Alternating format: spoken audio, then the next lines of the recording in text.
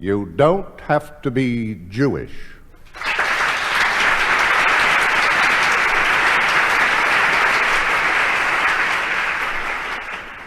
A call from Long Island. Hello? Hello, Mama. Hello, darling. How are you? Terrible, Mama. Terrible. What is it, sweetheart? Tell Mama. Oh, Mama. What? Mama. We're snowed in here. Oh. The car wouldn't start this morning. I think both kids have the measles. Oh. The doctor can't come until 5 o'clock. I'm coming down with a cold. The freezer is broken and all the food is spoiled. And the house is a mess. And on top of that, Mama, 20 ladies from my Hadassah chapter are coming for lunch at 1 o'clock. Mama, what am I gonna do? Don't worry, sweetheart. Mother is here. First of all, I'll go to the supermarket and I'll pick up to eat. Then I'll take the subway to the Long Island Railroad and I'll take the train. Oh, Mama, I don't Please, want darling, it's only an hour and a half to the bus. And then I'll take the bus, and from where the bus stops, I'll walk the 14 blocks to your house. And for you, darling, I'll put the children to bed, and for you, I'll change the sheets, and I'll give them an aspirin so they shouldn't yell, and I'll clean up the house, and I'll cook something nice for the 20 ladies. They'll love it. Just don't worry, darling. Everything will be okay. Isn't that what a mother is for? Oh, Mama, thank you. I feel so much better. By the way, sweetheart, if it's snowing and the car wouldn't start this morning, how did Sam get to work? Sam? What Sam? Sam, your husband. My husband's name is Paul. Is this Tremont 71166? No, this is Tremont 71177. Does that mean you're not coming?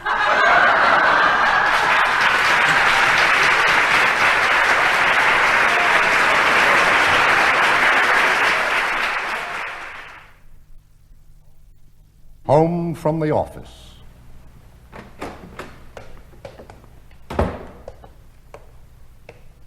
Sweetheart, your honey bunch is home. Where are you?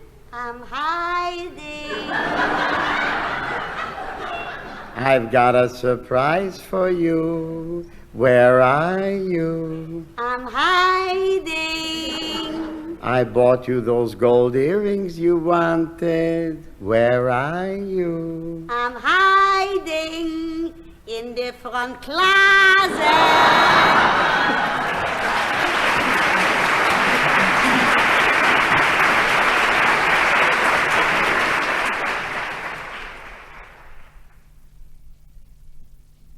The reading of the will.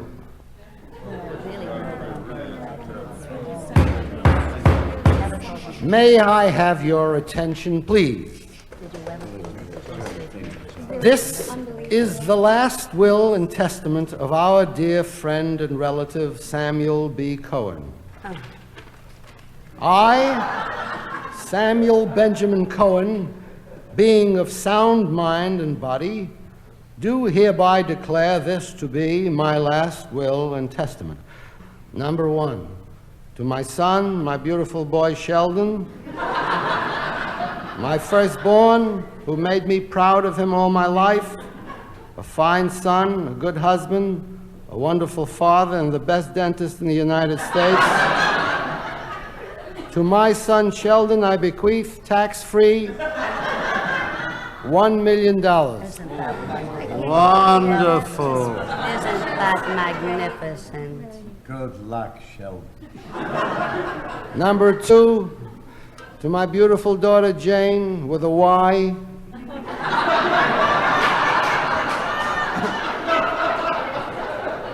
To that lovely child who always got high marks and helped her mother with the dishes when we couldn't afford a maid. who got a scholarship to Hunter College, who for a long time has been a little too particular or she'd be married already. To my lovely daughter Jane, with a Y, tax-free $1 million.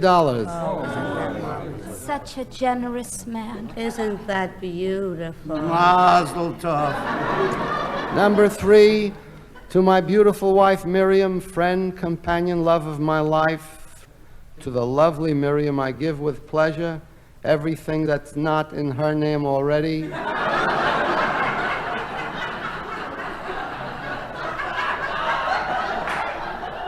The white Chrysler Imperial with the white sidewalls and the Princess telephone. The Picasso from the back of the store. My Arnold Palmer golf clubs with a new leather bag. And tax-free $2 million in cash. Enjoy, sweetheart, enjoy. What a marvelous husband. An angel, not a man, an angel. The Picasso from back of the store and everything.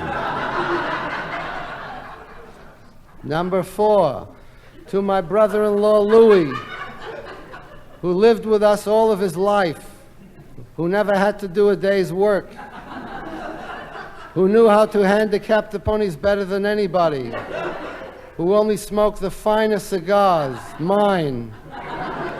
To my brother-in-law Louis, who all his life said I would never remember him in my will. Hello, Louis.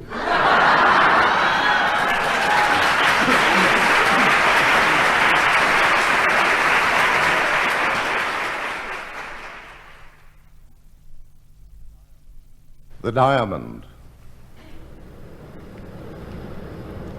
It's a very nice flight, isn't it? Very nice. By the way, I can't help but admire that fabulous diamond ring you are wearing. Oh, thank you. I've never seen anything like it. Yeah, it's 40 carats. It's the famous Plotnik diamond. The Plotnik diamond? Forgive my ignorance, but I'm not familiar with it. Well, between the Star of India and the Hope diamond is the Plotnik diamond. I never knew.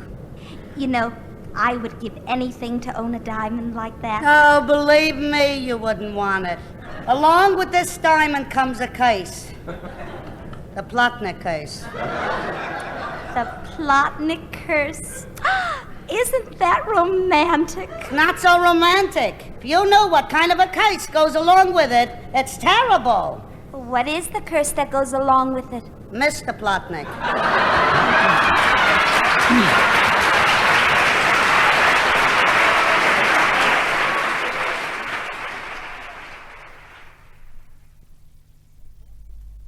Quickies.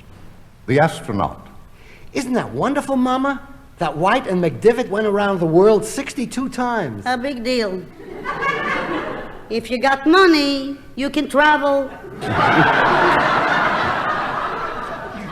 The school. All right, children. Now we will play a game of association. As I call on each of you, just say the first thing that comes to your mind. Billy Davis. My daddy's sending me to camp this summer. Good. Now, Alice Thompson. I like to play with dolls best. All right, Alice. And now, Jack Adelstein. I pledge $1,000.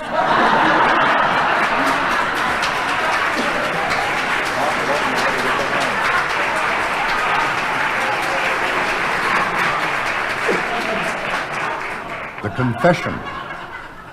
Sheldon, I'm dying, and I have to go with a clear conscience. You're my partner, and I want you to know that I'm the one who stole the $150,000 from the safe. I'm the one who sold our secret formula to our competitors. And I'm the one who blackballed you at the country club. Simo, who do you think gave you the poison?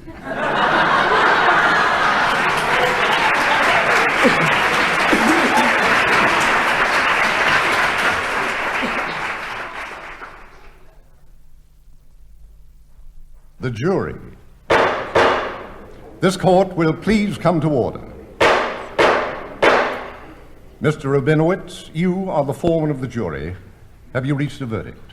Judge, Your Honor, we have been listening to the facts in this case for 6 weeks, and it has been a wonderful experience for us all. We, the jury, would like to thank you for the way you have conducted this case. Thank you, Mr. Rabinowitz. But the verdict, please. Certainly, Your Honor. We, the jury, Mr. Cohen, Mr. Fine, Mr. Landsberg, the lovely Mrs. Berkowitz. Thank you, Mr. Rabinowitz. You're welcome. Mr. Rabinowitz, the verdict. Coming, Your Honor. Mr. Goldberg, Mr. Katz, Mr. Stein, Mrs. Cantor, Mr. I'm not lovely. The lovely Mrs. Cantor. Lovely. Mr. Rabinowitz. Mr. Finkelstein, Mr. Bloom, and Mr. Pincus the Furrier. Your Honor, the 12 of us have spent the past 4 days in the jury room debating this case. And we examined the evidence pro and con, in backwards and forwards, to decide in the American way, did he or didn't he do it? Mr. Rabinowitz, the verdict, and now. Immediately, Your Honor. We, the jury, after careful deliberation on this case, have decided we shouldn't mix in.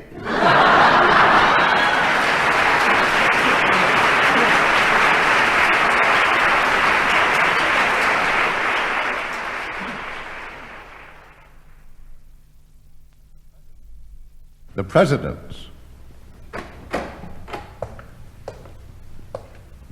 Mr. President, the President of Israel is here to see you. Would you show him in, please? This way, Mr. President. Thank you.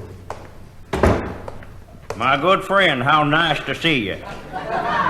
It's a pleasure to be here, Mr. President. And please accept the warmest regards from my ladybird. Thank you, and please accept the warmest regards from my Fagala.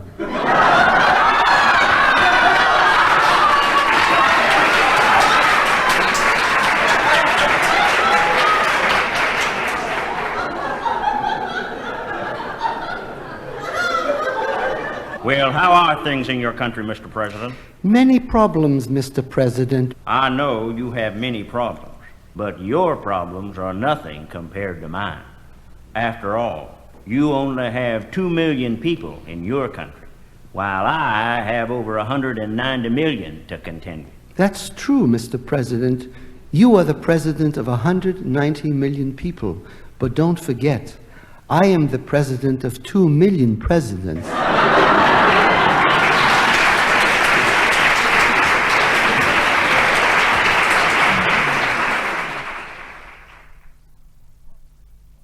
The cocktail party. Nice party. Yes, lovely. I'm in advertising. I'm with BBD&O. And I'm in woman's wear.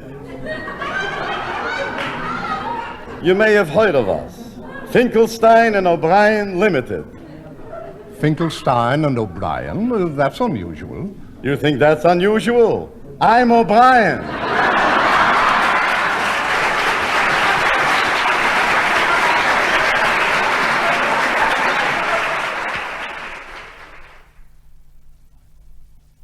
Final discussion.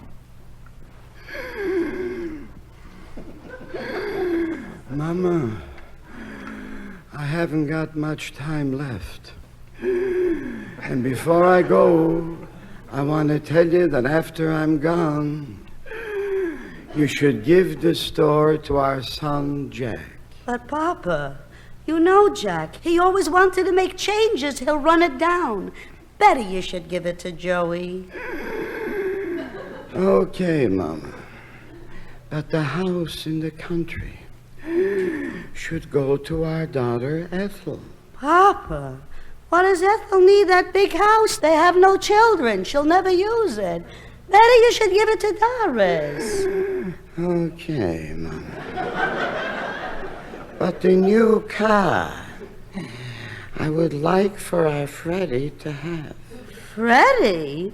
But, Papa, you know how crazy Freddie is with his reckless driving. And with the girls. Better you should give the car to Jack. Mama, who's dying, you or me?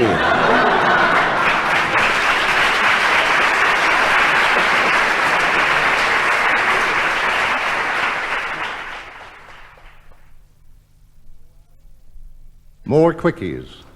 Cry for help. I am thirsty. I am thirsty. Wait, sir. Hold on, sir. I'll get you some water. I am thirsty. I am thirsty. Here, sir. Drink this.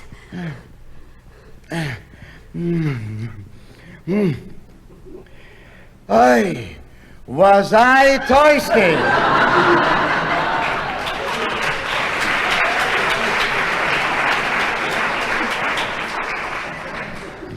Panic. Doctor! Doctor! Is there a doctor in the house? Is there a doctor in the house? Yes, madam, I am a doctor. Oi, doctor, have I got a daughter for you?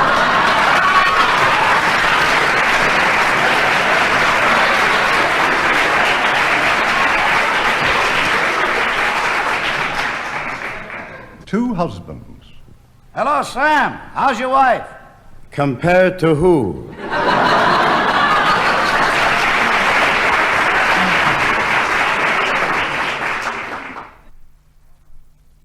The convicts. All right, you three prisoners line up here. You men tried to escape and you were caught. And as captain of the guards, the warden has ordered me to give each one of you 3 lashes. Oh, boy, fellas, some of All right, let's pipe down. This is a progressive prison. And the warden has said that each one of you can have a protective coating of your own choice on your back before you get lashed. Okay? Hodges, you're first. What do you want on your back? Cover my back with oil. Okay, cover his back then with oil. Come on, let's go. Smear it on there, splash it on his back. Let's go. Okay, Hodges, take your punishment.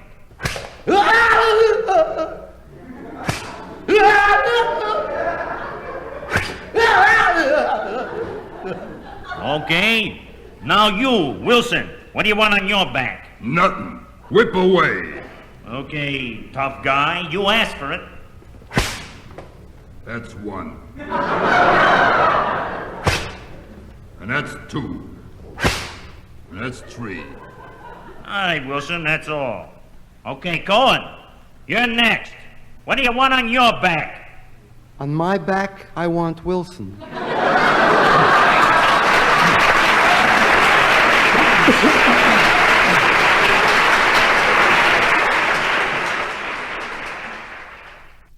The housewarming.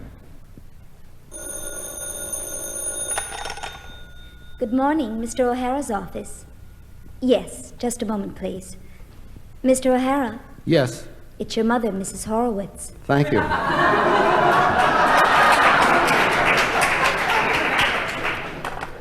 Hello, Mama. Hello, Jaime. Mama, where were you last night? I told you that we were having the housewarming for our new duplex on Park Avenue. We wanted you to come, Mama, and we waited for you and you never showed up. Sophia was very disappointed.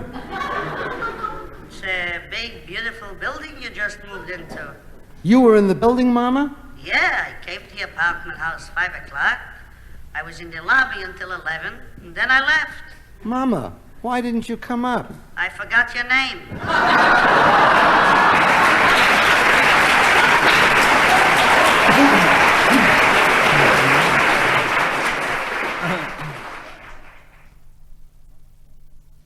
The luncheon. It's really a very nice luncheon, isn't it, Mrs. Feldman? Very nice, very nice. Why? Do you see who's sitting over there? Where? Over there. Oh, It's Helen. Tell me, dear, do you believe that terrible, ugly story about her? certainly. What's the ugly story? I don't know. I thought you knew. I don't know. I thought you knew. But believe me, it's true. Mrs. Feldman, you look wonderful. That's a beautiful tan. Were you away? Yeah, we went to Aruba. Aruba? Where's that? I don't know, we flew. That's nice. Say, I have good news, darling. Sydney and I are going to Europe. Europe? Big deal. I was born there. Listen, I hear your husband had some problems with his business. I hear that a crooked partner stole him blind. That your husband had to fire the accountant, raise some fresh money. It's true. On top of that, I heard he had a terrible season, a flood, a fire. The employees went out on strike on him. It's true. Yeah, but I understand he got a new partner with a lot of money. He settled the strike and he collected the fire insurance. Business is wonderful and terrific, huh? Then you heard about it, Mrs. Feldman. Yeah, but this is the first time I'm hearing all the details.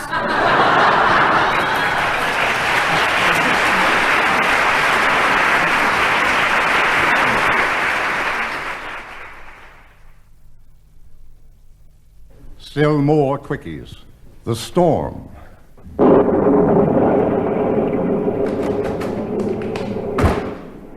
Mr. Shapiro, what brings you down to the bakery on a terrible, awful, ugly night like this?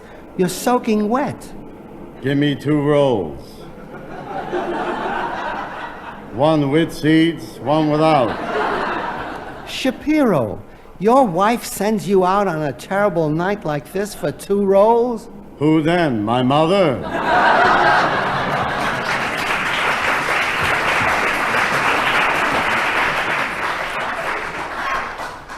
The newspaper reporter. Stop the presses! Stop the presses! I got a scoop. Hold the back page.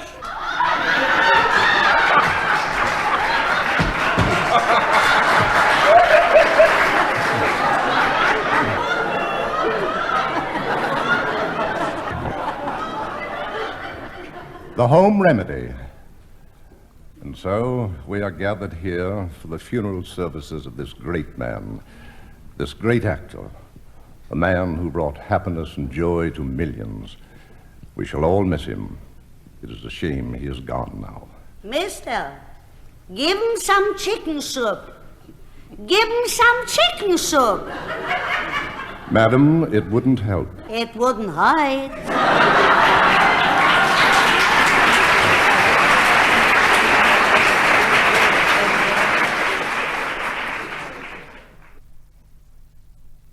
Conversation in the hotel lobby.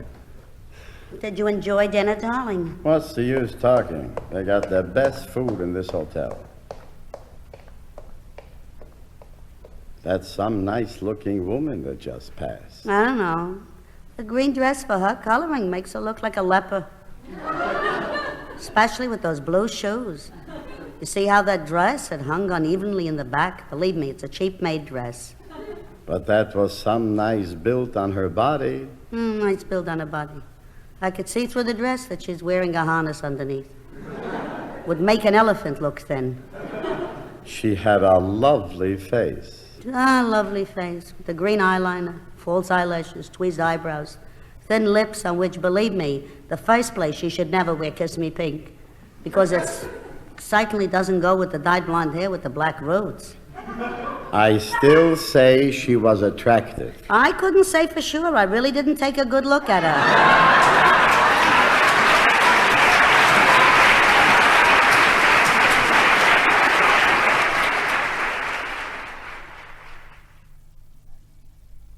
The agony and the ecstasy.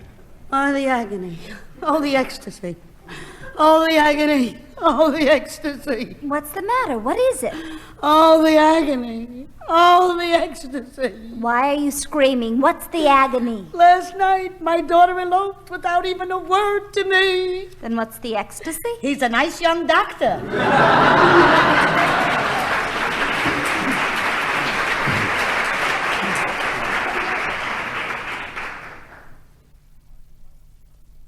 My son, the captain.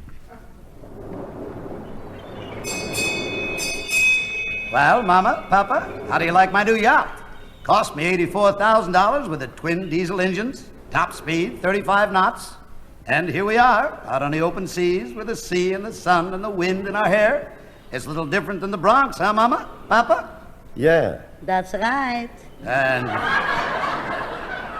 And look at this uniform I'm wearing. Custom made from Abercrombie & Fitch. How about it, Papa? Your son is a regular captain, huh? Listen, Sonny, I don't have to tell you. By Mama, you're a captain. By me, you're a captain. And by you, you're a captain. But by a captain, you're no captain.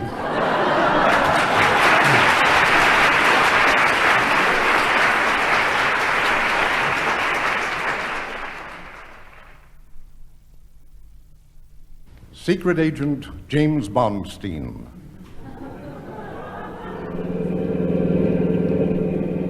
This is Tel Aviv. In the dead of night, through the dark side streets, speeds a man with a mission. Israeli secret agent James Bondstein, known to those in the Bureau only as Agent 00995, which signifies that Bondstein has a license to kill wholesale. Bondstein is fighting time as his foot urges speed out of his slick, powerful Hupmobile. He whips around a corner and screeches to a sharp stop right in front of the Israeli Secret Service headquarters, the secret organization known throughout the world only by the initials OYVAY, Oy vey. The location of the Secret Service headquarters is known only to a few men. In the back of this building, the International Communication System, and as a clever front, the only entrance to the Secret Service headquarters, a candy store. Bondstein enters. To the shrewd and calculating agent behind the counter, he gives the password. Give me an egg cream, please. There is no answer. I said, give me an egg cream, please. The agent looks at Bondstein with cold hatred as he speaks. 4 o'clock in the morning, I should make you an egg cream. No! It's the password, you dumbbell. I'm a dumbbell, huh? Give me an egg cream, please, was last week's password. We had to change it this week. Change it? Why? We ran out of chocolate. Anyway, this week we got a nicer one. What is it? 2 cents plain is 10 cents now.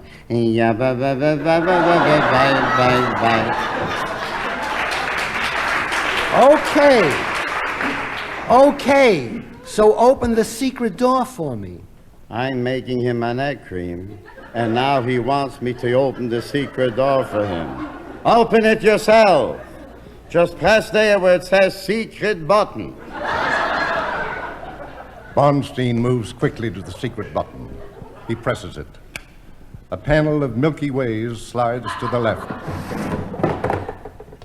Bondstein enters the office of his superior, the commander-in-chief of the Israeli Secret Service, known as Gimel. He speaks. Bondstein. I've got the report you wanted. Wait, before you report, let me call in my chief. Mama! Bondstein's here! Are you Bondstein? I've come to give my report. Report, schmaport, look how you look. You look terrible. I see already you come down with a cold, and I better make you something.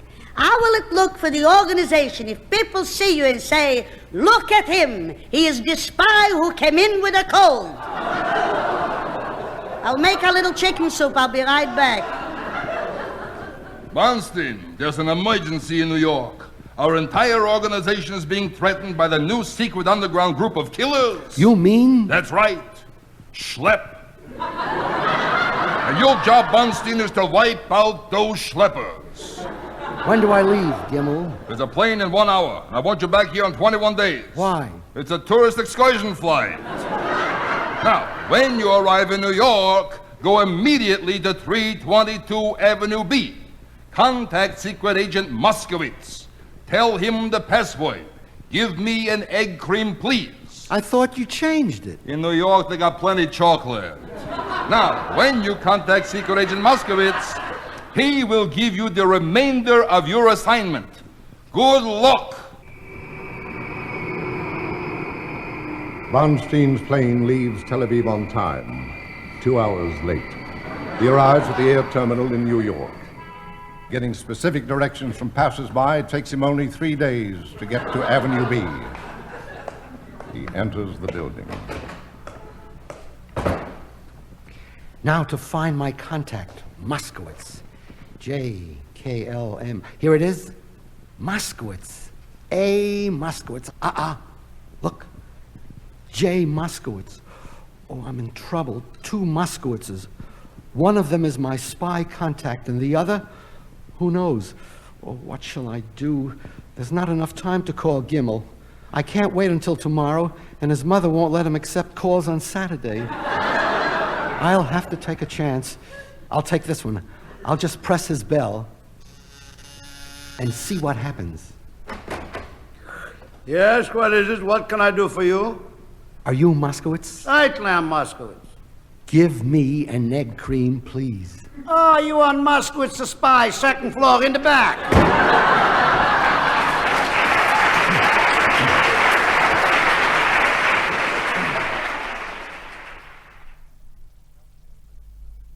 Enough already with the quickies. Dinner. Darling, you look terrible. You must have had a hard day. I'll bet you're tired and hungry, huh? How would you like a nice, thick, juicy sirloin steak with French fried potatoes, your favorite salad, and a hot apple pie a la mode? No, better let's have dinner at home.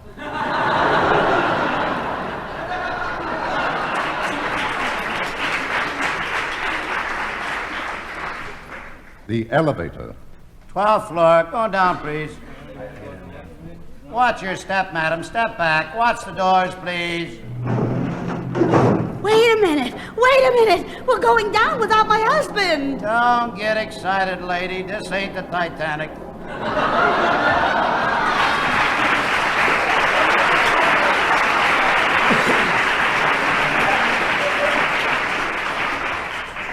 Classified ad, Israeli style. Good morning, Tel Aviv Times-Tribune classified ads. Good morning. I would like to place an advertisement, please. Wanted by energetic young farmer, a wife. Must be under 30 years of age and must own a tractor. If interested, please send photograph of tractor.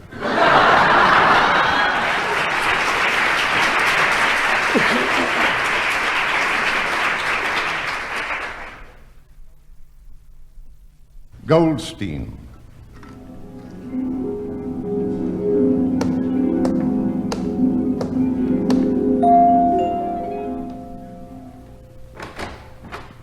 Good morning.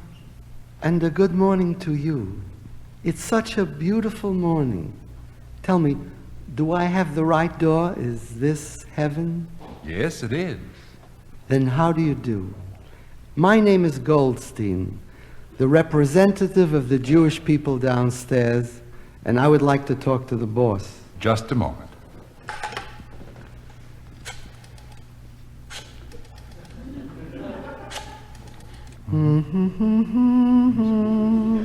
Heaven.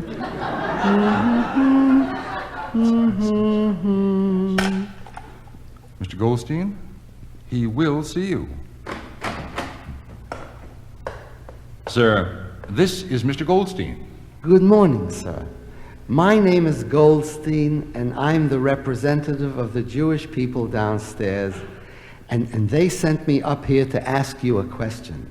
Is it true that we are the chosen people? Yes, Mr. Goldstein, you are the chosen people. Well then, could you do us a favor? Would you mind choosing somebody else for a change?